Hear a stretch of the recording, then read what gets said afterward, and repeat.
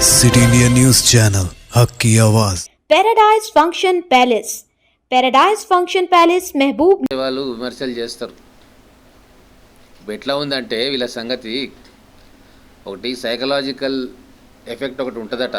సైకియాట్రిస్టులు చెప్తారు ఈ serial killers ఎవరైతే ఉంటారో వాళ్ళు హత్య చేసిన తర్వాత అందరు ఏమనుకుంటున్నారో అంతకుని గురించి అని తెలుసుకోవడానికి అక్కడ వచ్చి దొంగచాటుగా వింటుంటారట ఆ శవం దగ్గర చేరి.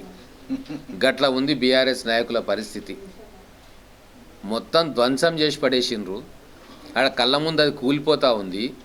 ఇంకా సిగ్గు లేకుండా ప్రజలను పక్కదారి పట్టే విధంగా మాట్లాడుతూ ఉన్నారు. ఓ మంత్రి ఏమో పోయి అరే ఈ పర్రెలో నా తలకాయ కూడా పడతలేదు, ఇది గింత చిన్న పర్రె అంటాడు. ఏమో అనుకున్నా ఒక పిల్లరే గుంగింది కదా అని ఇంకోయన అంటాడు. గట్లా ఉంది వాళ్ళ వ్యవహారం. ఏమైనా బాధ్యతగా మాట్లాడుతున్నారా వాళ్ళు? అట్లనే కాళేశ్వరం సంగతి, అది పాలమూరు రంగా లిఫ్ట్ ఇరిగేషన్ పోతే మీరు అందరు వచ్చిండ్రు. కరువెనలో 30% పనులు కూడా ఆడ కనబడలే. ప్రత్యక్ష సాక్ష్యం కరువెన రిజర్వాయరే కట్టలేదు. ఇంకా కాలువలు ఎక్కడికి వెళ్ళి అవుతారు, డిస్ట్రిబ్యూటరీస్ ఎక్కడికి వెళ్ళి వస్తాయి, ఎప్పుడు పూర్తి కావాలి? పేపర్ మీద మాత్రం 27,000 కోట్లు బొక్కేసిండ్రు. ఉద్దండాపూర్ దగ్గర పోతే అది బొందలగడ్డలాగుంది. అక్కడో గడ్డ కట్టిరు, ఇక్కడో గడ్డ కట్టిరు, ఆ మధ్యలో ఎవరు జాయిన్ చేస్తారు? అది అసలు ప్లేన్ ఏరియాలో అట్లా ప్రాజెక్ట్, రింగ్ ప్రాజెక్ట్ కడతా ఉన్నారు. ఎట్లా కడతారు, ఎట్లా డిజైన్ చేసారు అర్థమే కాదు. అక్కడ మల్లన్న సాగర్ అట్టనే రింగులాగా ప్రాజెక్టు కట్టి మొత్తం నీళ్ళని నిల్వ చేసి ఫామ్ హౌస్కు తరలించుకున్నాడు. ఆడ బాగా పైసలు మిగిలినట్టున్నాయి. అటువంటిదే మళ్ళీ వచ్చి ఉద్దండాపూర్లో ఆ ప్రాజెక్టు కడుతున్నాడు. కనీసం ఒక 20% పని కూడా అక్కడ కాలే. పోనీ లక్ష్మీదేవిపల్లికి పోయి చూస్తే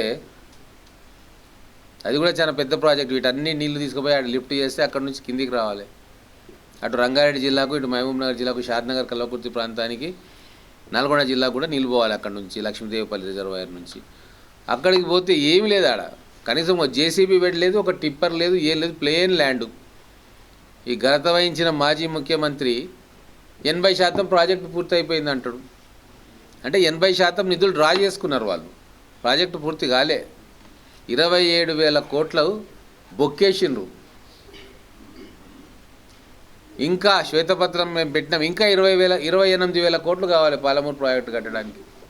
అది 27,000 కోట్లు పెడితే ఒక్క ఎకరానికి నీళ్ళు రాదు కదా. కనీసం ప్రాజెక్టు ఒక బేసిక్ ప్రాజెక్టు అంటే ఏది కూడా పూర్తి కాలే. మళ్ళీ ఇంకో 28,000 కోట్లు పెడితే కానీ పూర్తి కాని పరిస్థితి. ఇక వాళ్ళు మాట్లాడతారు.